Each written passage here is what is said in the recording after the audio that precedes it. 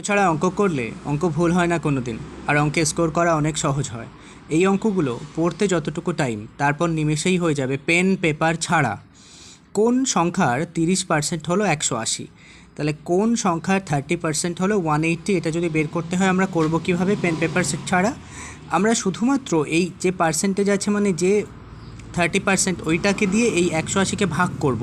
তাহলে 30 দিয়ে 180কে ভাগ করলে আমরা পেয়ে যাই শুধুমাত্র 6, আর তার পাশে দুটো শূন্য বসিয়ে দেবো, এটাই আমাদের উত্তর, তার মানে 600। ঠিক একই রকমভাবে এক্ষেত্রেও বলেছে কোন সংখ্যার 40% হলো 120।